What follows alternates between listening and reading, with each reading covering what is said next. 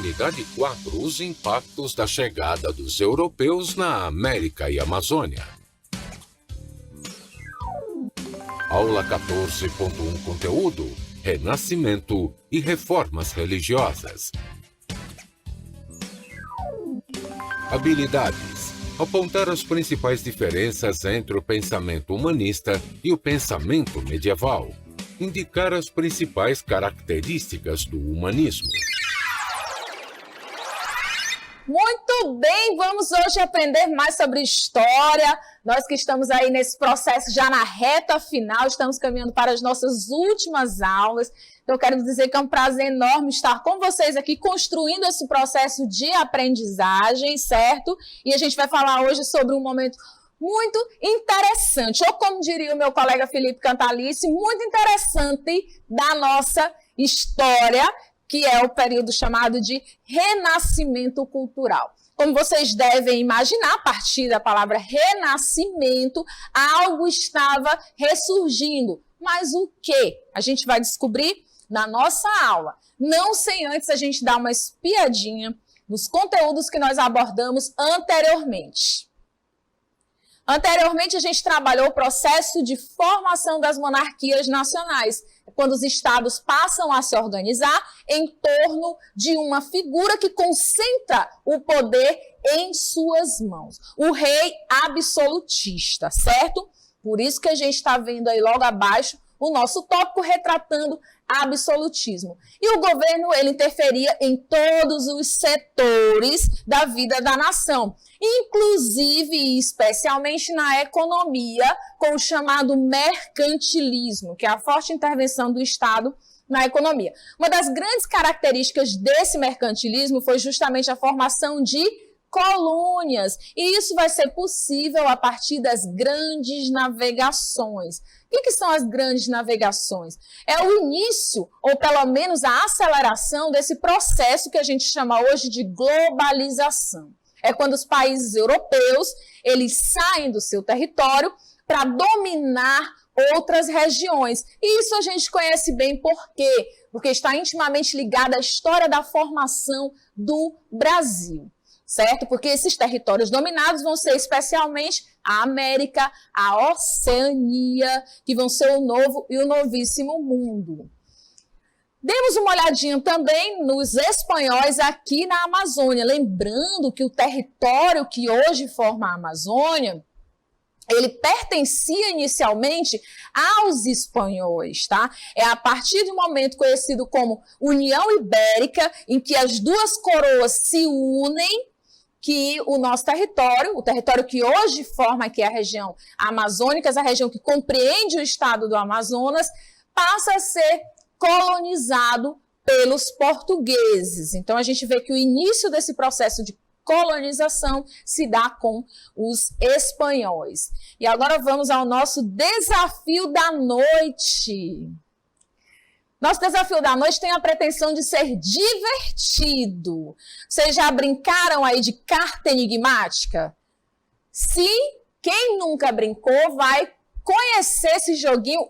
Você vai pegar aí as imagens, os ícones que nós temos, o Luan Santana, um pote, né? Temos aí trigo, dica preciosa, tá? Essa terceira imagem é trigo e temos uma mosquinha. Vocês vão desvendar a partir dessas imagens e, claro, das sílabas, que vocês têm que retirar e acrescentar qual é a nossa palavra-chave da aula de hoje, do primeiro momento da nossa aula atual, certo? Agora sim, vamos aí ao nosso conteúdo, ok? Vamos falar de reformas e a gente vai viver aqui um momento pós-Idade Média. Nós já conversamos sobre isso. É aquele momento em que vem novas tecnologias, a produção aumenta, o comércio se reaquece e há o surgimento da burguesia. O professor Artemison, na aula seguinte, vai aprofundar essas questões ligadas à burguesia e o seu novo papel na sociedade. Agora, o que acontece? Com a formação dessa classe social, como a gente viu ali quando estávamos trabalhando a baixa Idade Média ou o final da Idade Média, essa burguesia é uma classe que enriquece a partir do comércio, a partir das atividades relacionadas ao dinheiro, ao lucro. Como ela é uma classe que ascende socialmente graças ao trabalho, e isso é uma novidade, porque a nobreza, ela alcançava a riqueza, olha aí o R onde não devia, a riqueza, a partir dos laços sanguíneos, dos laços de parentesco. Você nascia rico, você nascia herdeiro de muitas terras. E aquelas terras, naturalmente, iriam aumentando a sua riqueza, porque eram a unidade básica de produção. Existiam os servos que precisavam da terra para plantar, mas não tinham esse bem, então eles iam automaticamente ter que trabalhar para você. Tudo estava ao seu favor. A mentalidade da sociedade dizia que você tinha que estar naquele lugar, você enquanto nobre, enquanto topo da pirâmide social. Aí vem a burguesia, ela enriquece a partir do comércio. O que falta para ela? Ela tem dinheiro, mas não tem prestígio. Ela tem dinheiro, mas não tem o chamado sangue azul, que são os sobrenomes valorizados, os laços sanguíneos. Como é que ela vai fazer, então? Já que ela não quer apenas ser rica, ela quer também estar na crista da onda, ela quer ser badalada, ela quer ter prestígio social. Ela vai ter que criar uma nova mentalidade. A sociedade vai ter que se adequar a esses novos padrões.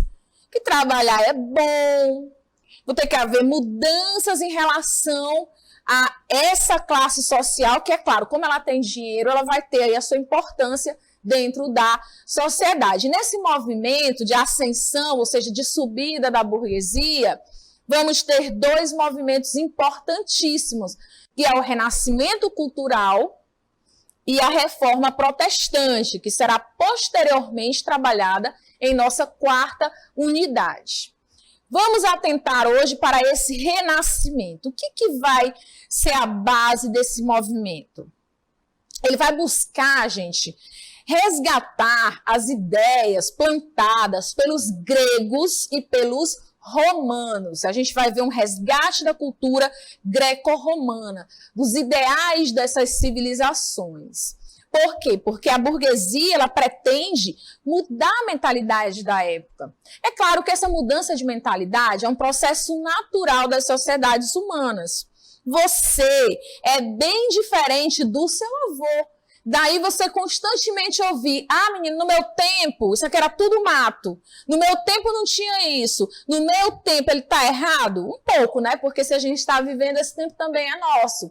Mas ele está se referindo a uma época em que os valores eram diferentes. Então a sociedade ela está em constante mudança. Quando foi que eu senti que já estava ficando velha? Quando eu comecei a dizer, gente, no meu tempo não tinha isso.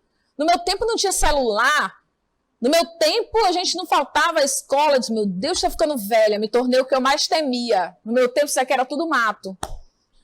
É por aí que a banda toca. Então, esse é um processo natural, que a burguesia queria acelerar, porque ela pretendia alcançar o seu prestígio, estar em pé de igualdade com a nobreza, já que ela tinha armas e argumentos para isso, que era o fato dela estar adquirindo em franca ascensão o poder econômico.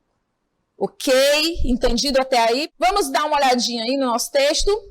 A partir do século XI, a Europa passa por uma série de mudanças importantes. A gente já viu essas mudanças. Isso aqui é um resgate.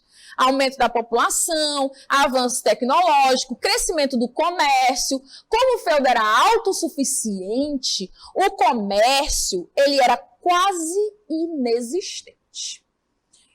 Lembrem-se, quase. Porque se você vê por aí alguma questão que diga o comércio não existia na Idade Média, essa questão é mentirosa. Ele existia. Agora, ele era uma atividade enfraquecida, porque os feudos buscavam produzir tudo aquilo que eles necessitavam, tá? E com esse crescimento da produção e com o movimento das cruzadas, esse contato com o Oriente, os nobres morrendo em batalhas, a gente vai ver o reaquecimento do comércio, o aparecimento das feiras, das casas bancárias. Para que servem os bancos? Para que servem os bancos? Para emprestar dinheiro, gente. Né? O banco ele serve basicamente para isso. Porque ele empresta dinheiro de graça? Não. Ele empresta dinheiro a juros. Ele faz com que o dinheiro renda mais dinheiro. Inclusive, a gente vai ver nas nossas aulas posteriores que essa é uma das causas da reforma protestante. Por quê? Porque a igreja ela condena a usura, o empréstimo a juros. Porque a igreja católica ela vê o tempo como algo que pertence a Deus. Se pertence a Deus, o homem não pode usar. Se os banqueiros enriquecem ganhando juros a partir do tempo em que as pessoas ficam com o dinheiro parado ali, eles estão cometendo pecado. Por esse motivo é que os burgueses eles precisam de uma religião que não condene a sua atividade econômica. E aí a gente vai ter o terreno fértil para o surgimento das reformas protestantes. Certinho? A burguesia enriquecida buscava prestígio social e político correspondente à sua riqueza material. É isso que eu estou tentando colocar aqui para vocês desde que a nossa aula começou. A burguesia, ela quer prestígio, ela quer ter os mesmos privilégios da nobreza. Por que isso é difícil, professora? Porque os privilégios da nobreza são alcançados a partir dos laços sanguíneos, dos laços de nascimento. Como eles não nasceram nobres, eles enriqueceram através do trabalho, aí fica difícil eles alcançarem esse prestígio, mas eles vão lutar com todas as forças para isso. Essas mudanças que vinham ocorrendo na Europa desde o século XI vão inspirar o Renascimento. Porque há uma visão diferente em relação a essa questão do trabalho, porque é uma mentalidade que é herdada da burguesia, dessa burguesia comercial, certo? Aí a gente vai começar a ver um dos princípios básicos aqui desse movimento renascentista. Lembrando que renascer é ressurgir, que é a questão do humanismo. E eu quero trazer uma imagem que é clássica. Eu não vou falar sobre o criador dessa imagem, porque posteriormente ele vai ser destacado nas nossas aulas, mas eu vou destacar o nome dela, que é o homem vitruviano. O homem vitruviano, esse peladão que está aqui, é tido como a medida perfeita das formas humanas, certo? Ai, professor, mas esse rosto dele é horroroso. Foca no restante, você vai ver que é tudo proporcional. O autor dessa obra, ele dissecava cadáveres e era excelente matemático. Isso para quê? Para ele ter a medida exata de como seria a panturrilha, a coxa, o abdômen de um ser humano de medidas perfeitas. E aí a gente vai ter aqui esse homem vitruviano representando uma das principais, uma daquelas que é a essência desse movimento renascentista, que é a ideia de humanismo. De onde vem a palavra humanismo? De humano. Exatamente isso. Aí a gente vai passar a trabalhar esse conceito aqui, porque esse nosso primeiro momento de aula é um momento voltado para essa questão da explicação dos conceitos, para você depois mergulhar no contexto histórico. Então, o que é esse humanismo? O humanismo, ele é um conjunto de ideias e princípios que vão valorizar a essência humana. O homem é uma máquina perfeita, é a medida de todas as coisas e nós somos realmente uma máquina perfeita. Tudo em nós é conectado e trabalha harmonicamente, certo? E esse movimento, ele valoriza ações morais que são próprias dessa nossa humanidade. Que ações são essas? Respeito, justiça, honra, amor, liberdade, solidariedade, entre outras. No período medieval, a gente vai ver que essa visão de mundo ela era dominada pelas ideias defendidas e propagadas pela Igreja Católica. Então, na Idade Média, você tem uma mentalidade muito ligada à religiosidade, certo? Vamos ter aí Deus no centro de todas as coisas, de todas as ideias, de todo o pensamento. Até porque era uma forma também da Igreja Católica controlar a sociedade. E com o movimento renascentista, nós vamos ter o chamado humanismo, que traz o homem como centro de todas as coisas, como medida perfeita de todas as coisas, esse homem e sua capacidade de criação. A partir do século XIV, a gente vai ver aí laicos, que são pessoas não ligadas à igreja, e clérigos, que aí são as pessoas diretamente ligadas à igreja, apresentando uma nova proposta de estudo e de ensino, defendendo um programa de estudos humanistas. Nesse programa de estudos humanistas, nós vamos ter o quê? Poesia, gramática, história, filosofia, matemática, retórica, ética, certo? Como corpo de estudos humanos, estudos que vão levar o homem a compreender essa figura, que para eles é a figura perfeita, que são os seres humanos, certo? O Renascimento vai ser o grande responsável por fazer a Idade Média passar para a história como um período das trevas, um período de escuridão, um período onde a humanidade não cresceu, ela estagnou. Porque essa questão da mentalidade medieval ser dominada pela religiosidade, pela Igreja Católica, para eles é algo negativo, porque vai fazer com que o conhecimento fique estagnado, certo? Aí é que a gente vai ter o Renascimento resgatando as ideias dos gregos e dos romanos para trazer um novo conhecimento, resgatar, renascer.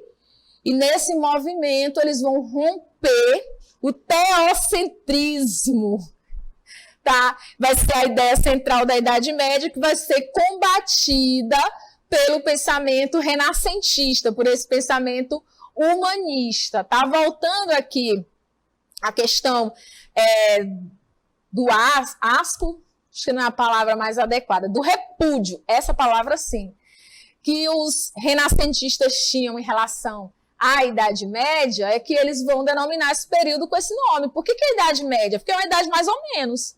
Não é alta, não é baixa, é a chamada Idade das Trevas. Professor, é verdade isso? Nós temos uma série de historiadores renomados, obras clássicas, criticando essa ideia, dizendo, não, a Idade Média não foi um período de trevas total. Por exemplo, nesse período nós tivemos aí grandes invenções utilizadas nos dias atuais. Um exemplo são as universidades, que surgem na Idade Média, né? Mas para os renascentistas, devido ao teocentrismo, devido a esse poder da Igreja Católica, vai ser sim um período de trevas, um período em que o conhecimento vai estar estagnado.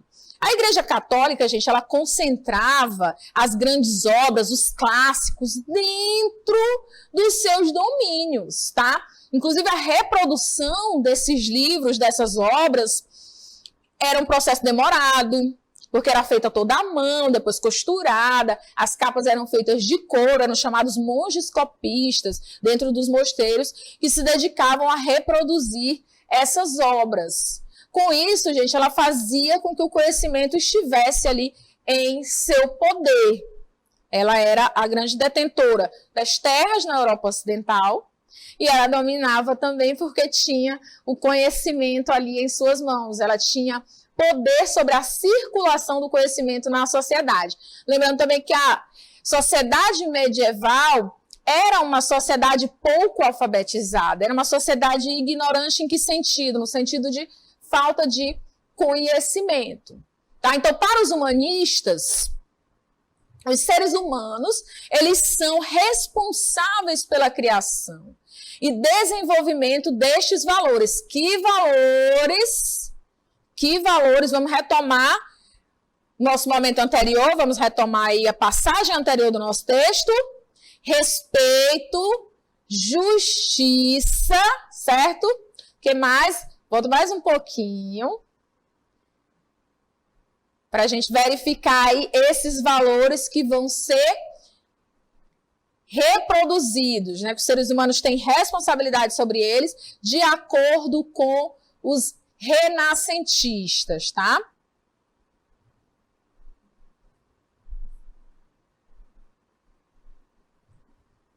Aí, respeito, justiça, honra, amor, liberdade, solidariedade e etc. Esse ideal de liberdade, ele vai povoar muitos movimentos daqui para frente. Essa questão da liberdade do homem, ela vai ser colocada várias vezes em xeque.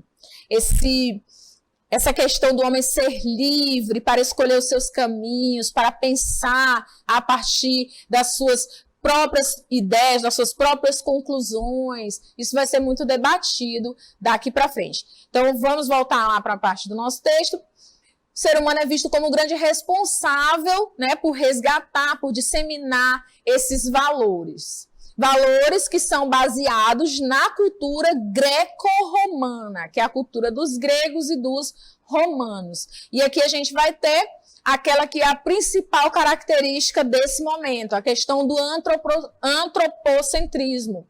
O homem no centro de tudo. Esse homem no centro de tudo vai nortear o desenvolvimento intelectual e artístico dessa fase, tá? Eu vou agora ali na TV fazer alguns rabiscos para a gente poder fixar bem essa ideia dessas diferenças, tá? Vamos lá comigo, aceitem o meu convite para a gente ir lá. Ok? Vamos ver aqui a principal diferença entre o pensamento medieval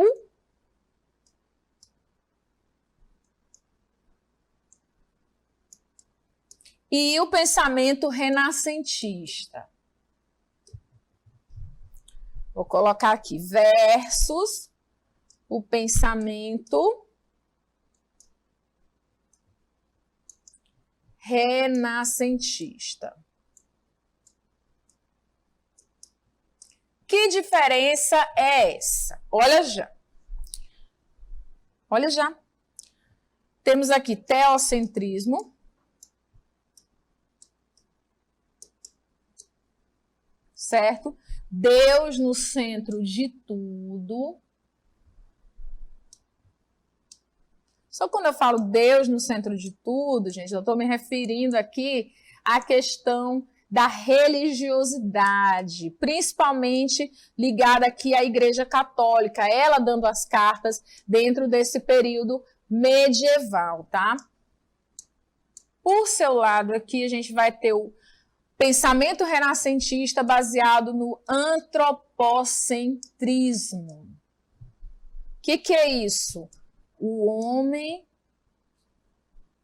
no centro de tudo.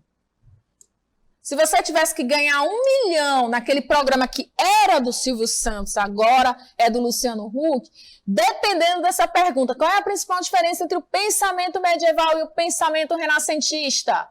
O pensamento medieval é teocentrista, baseado no teocentrismo, Deus no centro de tudo. O pensamento renascentista é antropocentrista, antropocentrismo, o homem no centro de tudo, o homem no centro de todas as coisas. Copiou? Espero que sim.